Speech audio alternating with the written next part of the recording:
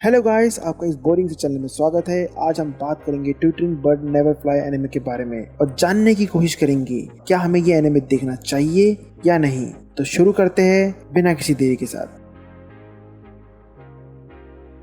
Twittering bird never fly anime की story twittering bird never fly manga पर आधारित है, जिसे कोयू योनेदा के द्वारा लिखा गया है। इस एनिमे में कुछ ऐसे कैरेक्टर्स के बारे में बताया गया है जिन्होंने जिंदगी में कई सारी मुश्किलों का सामना किया है। इस एनिमे के द्वारा हमें ये दिखाने की कोशिश की गई है कि चाहे कोई भी व्यक्ति हो, चाहे वो कितना भी अमीर हो या कितना भी गरीब, उस व्यक्ति को जिंदगी में कभी ना कभी मुश्किलों का सामना करना ही पड़ता है। जो व्यक्ति इन मुश्किलों को डट कर सामना कर सकता है, वही व्यक्ति आखिरकार सफलता के लक्ष्य को प्राप्त करता है। एनिमे के शुरुआती सीन में हमें ये दिखाया गया है कि शिंजुकु इलाके के किसी अंधेरी गली में एक व्यक्ति को रस्सी से बांध कर रखा गया है और उस व्यक्ति को कुगा नामक कैरेक्टर बहुत ही बुरी तरह से टॉर्चर कर रहा है, क्योंकि उस व्यक्ति ने यशिरो नामक कैरेक्टर से पैसे उधार लिए थे और अभी तक उसने उसके पैसे चुकाए नहीं है। यशिरो उस व्यक्ति को कुगा नामक कैरेक्टर के पास छोड़ के कागेयामा नामक कैरेक्टर के साथ अपने ऑफिस पहुंचता है और वहां पर जाके वो दोनों कुछ अल्टीमेट सीन्स में लग जाते हैं। इसी अल्टीमेट सीन्स के प्रोसेस के दौरान अचानक से उस रूम में चिकारा नामक कैरेक्टर प्रवेश करता है। जब चिकारा यशिरो और कागेयामा को अल्टीमेट सीन्स करते हुए देख लेता है, तब यशिरो चिकारा से पूछता है, Who the hell are you? Why are you here? चिकारा बहुत ही काम तरीके से यशिरो के क्वेश्चंस का उत्तर देता है। चिकारा बोलता है, मेरा नाम चिकारा डोमेकी है और मैं आपके ऑर्गेनाइजेशन को ज्वाइन करना चाहता हूँ। यशिरो को बहुत ही अचंभा महसूस होता है, क्योंकि वो ये पाता है कि चिकारा ने जब उसे कागेयामा कैरेक्टर के साथ अल्टीमेट सीन्स करते हुए देख लिया, तब भी चिकारा के चेहरे पर किसी भी प्रकार की प्रतिक्रिया नहीं थी। इस बात को सोच के यशिरो बहुत प्रसन्न हो जाता है और वो चिकारा से कई सारे क्वेश्चंस पूछने लगता है, जैसे कि तुम क्या करते हो, तुम कौन हो, जैसे कि तुम्हारा नाम क्या है, तुम कौन हो, तुम कहाँ से आए हो, तुम्हारा फैमिली बैकग्राउंड क्या है, तुम्हारा प्रोफेशनल बैकग्राउंड क्या है, एक्सेट्रा एक्सेट्रा।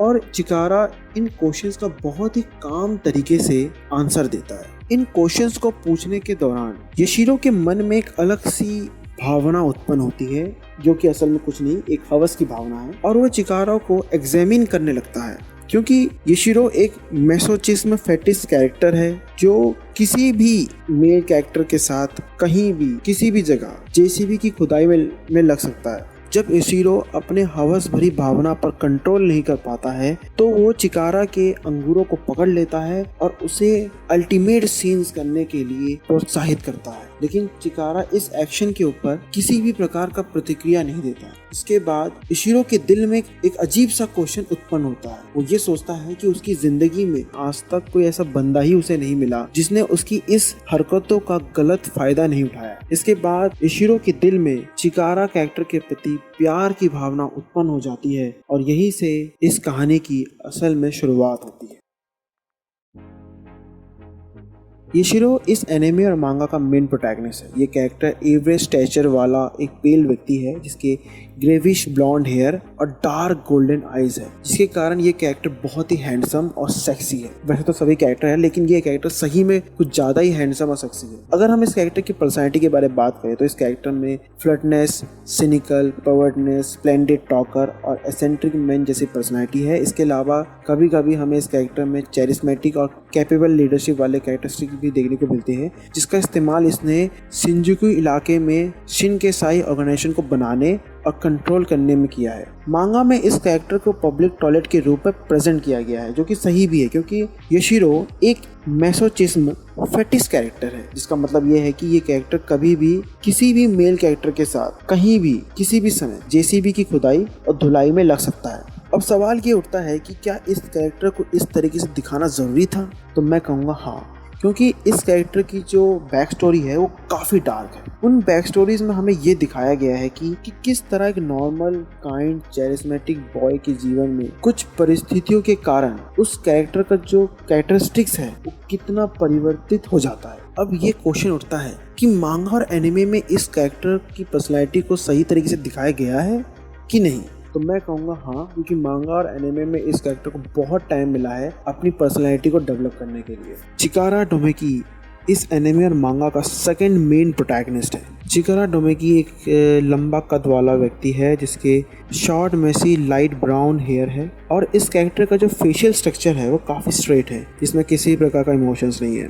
अगर हम इस कैरेक्टर की पर्सनैलिटी के बारे में बात करें तो ये कैरेक्टर काफ़ी काम, क्वाइट, लेस स्पोकन टाइप का पर्सन है और ये कैरेक्टर अपने आसपास हो रहे इवेंट्स को काफ़ी प्रोफेशनल तरीके से हैंडल करता है, जो कि इस कैरेक्टर का one of the best characteristics है। मांगा और एनिमे से हमें ये मालूम पड़ता है कि चिकारा टोमेकी शिनसेकाई ऑर्गेनाइजेशन ज्वाइन करने से पहले एक एक्स पुलिसमैन था और इस कैरेक्टर की भी जो बैक स्टोरी है वो काफ़ी डार्क है। लेकिन क्वेश्चन ये है कि इस कैरेक्टर की ज़रूरत क्या थी इस मांगा में। अगर इस क्वेश्चन का आंसर आपको जानना है तो आपको पहले यशिरो और चिकारा के बीच में जो रिलेशनशिप है उसको समझना पड़ेगा, क्योंकि इस मांगा में इस कैरेक्टर को जिस लिए इंट्रोड्यूस किया गया है उसका मेन उद्देश्य केवल यशिरो कैरेक्टर की पर्सनैलिटी को बचाना है, क्योंकि यशिरो एक ऐसा कैरेक्टर है जो अपने जीवन के काफ़ी एक्सट्रीम एंड पर पहुंच चुका है, जिसके कारण उसका जो मेंटल स्टेट है वो कभी भी ब्रेक हो सकता है,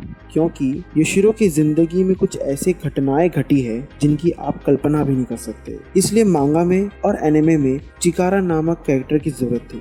अब क्वेश्चन ये उठता है कि इस एनिमे में इस कैरेक्टर को सही तरीके से यूटिलाइज किया गया है या नहीं। तो मैं कहूँगा हाँ, इस कैरेक्टर को इस एनिमे में सही तरीके से यूटिलाइज किया गया है। कांजी कागेयामा को इस एनिमे में एज ए सेकेंडरी कैरेक्टर के तौर पर इंट्रोड्यूस किया गया है। ये कैरेक्टर लंबा और शॉर्ट स्पाइकी डार्क हेयर वाला व्यक्ति है। इसके अलावा कैरेक्टर चश्मुद्दीन भी है। अगर हम इस कैरेक्टर की पर्सनैलिटी के बारे में बात करें तो ये कैरेक्टर वैसे तो बहुत काम और केयर नेचर वाला व्यक्ति है, लेकिन कभी कभी इस कैरेक्टर ने कुछ परिस्थितियों में अपने अंदर के गुस्से को भी प्रकाशित किया है। इस कैरेक्टर को मांगा और एनिमे में एज ए अंडरग्राउंड डॉक्टर के तौर पर दिखाया गया है, जिसका मेन उद्देश्य अंडरवर्ल्ड में चल रहे इलीगल मेडिकल एक्टिविटीज को देखना और कोऑर्डिनेट करना है। इसके अलावा इस कैरेक्टर का इस एनिमे और मांगा के मेन प्रोटैगनिस्ट मतलब कि यशिरो के साथ एक अलग ही संबंध है, जिसके बारे में आपको इस एनिमे और मांगा में देखने को मिल जाएगा। लेकिन क्वेश्चन ये उठता है कि क्या इस कैरेक्टर की जरूरत थी? तो मैं कहूँगा हाँ, क्योंकि चिकारा टोमेकीची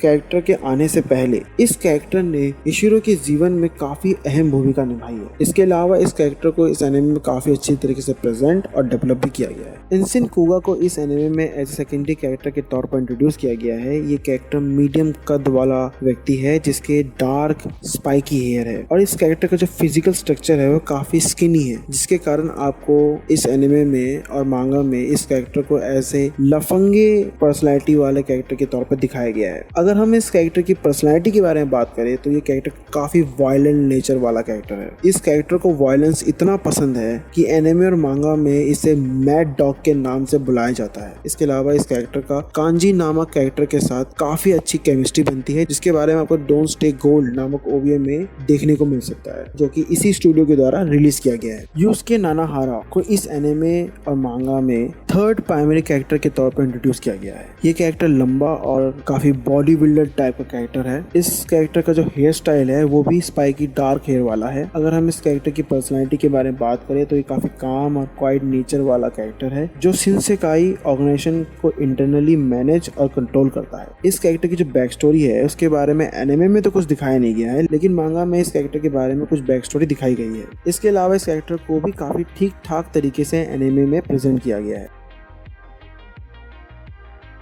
इस एनिमे ने अपने एनिमेशन और आर्ट वर्क डिपार्टमेंट में काफ़ी अच्छा काम किया है। चाहे आप कैरेक्टर डिज़ाइन की बात करें, बैकग्राउंड आर्ट वर्क की बात करें, कैरेक्टर्स के इमोशंस में होने वाले आर्ट वर्क या एनिमेशन की बात करें, या एक्शन सीक्वेंस में होने वाले एनिमेशन की बात करें, इन सभी डिपार्टमेंट में इस एनिमे ने काफ़ी अच्छा काम किया है। हाँ, ये बात सही है कि इस एनिमे में कुछ ऐसे डिपार्टमेंट थे जहाँ पर विजुअल एनिमेशंस और आर्ट वर्क इतने पॉलिश नहीं थे, खासकर जो उसके इंटीमेट सीन्स थे, क्योंकि इंटीमेट सीन्स ऐसे सीन्स होते हैं जहाँ पर आपको इमोशंस पे ज़्यादा फोकस समझना पड़ता है, क्योंकि आपका जो इमोशंस होता है वो आपके मैसेज को असल में कन्वे करता है कि कैरेक्टर के आंखों में हवस था, ये कैरेक्टर की आंखों में प्यार था, ये कैरेक्टर की आंखों में लस्ट की भावना थी, एक्सेट्रा एक्सेट्रा। तो मुझे ऐसा लगा कि इन सभी सीन्स में जितने भी एनिमेशंस थे या जो एनिमेशन का जो आर्ट वर्क था वो इतना भी पॉलिश नहीं था। इसके अलावा अगर हम ओवरऑल एनिमेशन की बात करें तो इस एनिमे ने अपने एनिमेशन डिपार्टमेंट में काफ़ी अच्छा काम किया है। इस एनिमे की स्टोरी को शिनजुकु इलाके में सेट किया गया है, जो कि काल्पनिक सिटी है। शिनजुकु सिटी एक ऐसा सिटी है जहां पर पैसे और एंटरटेनमेंट काफी ज्यादा है, क्योंकि इस एरिया में कई सारे malls, pub, restaurant, cinema hall, movie theatre, spa, hookers club, sex club, ये क्लब, वो क्लब, दुनिया भर के एंटरटेनमेंट क्लब है जहाँ पर लोग जाके पैसा कमा भी सकते हैं और उड़ा भी सकते हैं, वो तो उन पर डिपेंड करता है। लेकिन इस flashy neon never sleeping city का एक डार्क फेस भी है, जिस डार्क फेस को मेंटेन करते हैं यहाँ के अंडरग्राउंड ऑर्गेनाइजेशंस। ये ऑर्गेनाइजेशंस इतने पावरफुल है कि इस सिटी में किसी भी एक्टिविटी या इस सिटी का कोई भी एक्टिविटी या एक्शंस या कोई भी काम इन ऑर्गेनाइजेशंस की सहमति के बिना हो ही नहीं सकता। और ये सभी ऑर्गेनाइजेशंस पूरे शिनजुकु इलाके में फैले हुए हैं। इन ऑर्गेनाइजेशंस में से एक ऑर्गेनाइजेशन का नाम शिन केसाई ऑर्गेनाइजेशन है। केशोरो नामक कैरेक्टर द्वारा कंट्रोल और मैनेज किया जाता है। अब ये क्वेश्चन उठता है कि क्या इस एनिमे में या मांगा में वर्ल्ड बिल्डिंग कॉन्सेप्ट की जरूरत थी? तो मैं कहूँगा मे बी, क्योंकि इस एनिमे या मांगा की जो मेन फोकस है या जो मेन उद्देश्य है वो कैरेक्टर्स के बीच में जो रिलेशनशिप है उसको दिखाना है। इसलिए इस मांगा और एनिमे में वर्ल्ड बिल्डिंग के कॉन्सेप्ट पर इतना ध्यान नहीं दिया गया है, जो कि इस स्टोरी के हिसाब से सही भी है। इस एनिमे ने अगर किसी डिपार्टमेंट में सबसे कम काम किया है तो वो है इसका स्टोरी पेसिंग डिपार्टमेंट, क्योंकि ये एनिमे जिस मांगा पर आधारित है उस मांगा में चैप्टर्स की बिल्कुल भी कमी नहीं है और उन चैप्टर्स के अपने स्पिन ऑफ चैप्टर्स भी है, जिसके कारण रीडर्स को प्रॉपर टाइम मिलता है स्टोरी को समझने में। इसके अलावा इन चैप्टर्स में जितने भी कैरेक्टर्स को इंट्रोड्यूस किया गया है उन कैरेक्टर्स की जो बैक स्टोरी है वो काफी रिच है और काफी बड़ी भी है और काफी इंटरेस्टिंग भी है, जिससे आपको उन कैरेक्टर्स को समझने में और उनके महत्व को जानने में काफी सहायता मिलती है। इसके अलावा जितने भी चैप्टर्स हैं वो आपस में काफ़ी इंटरकनेक्टेड हैं, जिसके कारण कभी भी आपको ऐसा नहीं लगेगा कि चैप्टर्स के बीच में कोई ब्रेक है या चैप्टर्स आपस में इंटरकनेक्टेड नहीं है। लेकिन अगर हम एनिमे एडेप्टेशन की बात करें तो उसमें जो स्टोरी पेसिंग डिपार्टमेंट है उसमें कई सारे एरर है। पहला तो यही है कि एनिमे में जितने भी कैरेक्टर्स को इंट्रोड्यूस किया गया है उन्हें प्रॉपर स्क्रीन टाइम नहीं मिला है, जो कि इस एनिमे का सबसे बड़ा डाउन पॉइंट है। दूसरा कारण ये है कि मांगा में कई सारे इंडिविजुअल स्टोरीज है जो कहीं ना कहीं कैरेक्टर्स के साथ कनेक्टेड है, जिनको इस एनिमे में इतनी अच्छी तरीके से दिखाया नहीं गया है। तीसरा सबसे बड़ा डाउन पॉइंट इस एनिमे का ये है कि ये जो एनिमे है असल में एक मूवी एडेप्टेशन है और मूवी एडेप्टेशन में आपका जो रन टाइम होता है वो काफी कम होता है और इतने कम टाइम के अंदर इतने सारे कंटेंट, इतने सारे कैरेक्टर्स, इतने सारी स्टोरीज को दिखाना और बताना काफी कॉम्प्लेक्स काम है, जिसकी वजह से जो स्टोरी का जो महत्व है वो घट जाता है और ऐसा ही हमें इस एनिमे में देखने को मिला है। इस एनिमे ने अगर किसी डिपार्टमेंट में सबसे अच्छा काम किया है तो वो है इसका music and sound track department. इस एनिमे के ओपनिंग और एंडिंग साउंड ट्रैक तो लाजवाब है ही, लेकिन जो एनिमे की जो मिड सेक्शन के साउंड ट्रैक्स है वो अपने आप में आउटस्टैंडिंग है। खासकर इस एनिमे ने जिस तरीके से पियानो और ओल्ड जैज म्यूजिक का इस्तेमाल किया है कुछ पर्टिकुलर सीन्स में, उसकी वजह से उस सीन्स का जो मूड था वो इतना लाइट अप हो गया कि अगर उन सीन्स में किसी भी प्रकार की कुछ एरर्स नजर भी आती है तो इस शानदार साउंड ट्रैक की वजह से आपकी नजर उन पर पड़ेगी ही नहीं। इसलिए मैं यही कहूंगा कि इस एनिमे ने अपने म्यूजिक और साउंड ट्रैक डिपार्टमेंट में काफी अच्छा काम किया है। इस एनिमे को देखने के बाद मैं ये कह सकता हूँ कि ट्विटरिंग बर्ड नेवर फ्लाई मांगा का जिस तरीके से एनिमे एडेप्टेशन किया गया है वो ट्विटरिंग बर्ड नेवर फ्लाई मांगा के हिसाब से सही नहीं था, क्योंकि इस मांगा की स्टोरी काफी वास्ट और कॉम्प्लेक्स है। इस मांगा में आपको डिफरेंट कैरेक्टर्स देखने को मिलेंगे, उन कैरेक्टर्स की अपनी बैक स्टोरी देखने को मिलेगी, उन कैरेक्टर्स के अपने रिवेंज, उन कैरेक्टर्स के ट्रॉमास, उन कैरेक्टर्स की सोसाइटी में क्या अस्तित्व है, सोसाइटी उनके बारे में क्या सोचता है, सोसाइटी में उनका क्या स्थान है। इस तरह के टॉपिक आपको इस मांगा में देखने को मिलेंगे। इसके अलावा ऑथर इस मांगा के द्वारा 2 या 3 कैरेक्टर के बीच में आपसी संबंध के साथ साथ कई सारे ऐसे टॉपिक्स पर भी हमारा ध्यान आकर्षित करना चाहता है जिनको आप एक मूवी एडेप्टेशन के माध्यम से बता नहीं सकते, क्योंकि एनिमे मूवी एडेप्टेशन का जो रन टाइम होता है वो बहुत ही लिमिटेड होता है और इतने लिमिटेड टाइम पीरियड के अंदर इतने सारे क्रूशियल फैक्टर्स पर लोगों का ध्यान आकर्षित करना एक काफ़ी कॉम्प्लेक्स प्रोसेस है, इसलिए इस मांगा का एनिमे एडेप्टेशन मेरे हिसाब से सही नहीं था। मैं ये नहीं कह रहा हूँ कि ये एनिमे एडेप्टेशन बिल्कुल बेकार है, आपको नहीं देखना चाहिए, ऐसी बात नहीं है, क्योंकि इस एनिमे में कई सारे ऐसे पॉइंट्स हैं जिन पे इन्होंने बहुत अच्छा काम किया, जैसे कि साउंड ट्रैक हो गया, इसके ग्राफिक्स डिपार्टमेंट हो गए, इसके एनिमेशन डिपार्टमेंट हो गए, इसके कैरेक्टर्स डेवलपमेंट डिपार्टमेंट हो गए। हाँ, वो बस ये कि कई कैरेक्टर्स पर ध्यान नहीं दिया गया, मगर तब भी इस एनिमे ने कोशिश की है, इस एनिमे ने एफर्ट लगाया है इस मांगा को सही तरीके से रिप्रेजेंट करने के लिए। लेकिन आखिरी में बात यही आती है, क्या इसका एफर्ट सही था? क्या इसने जिस तरह का एफर्ट लगाया, क्या वो सही जगह पहुंच पाया?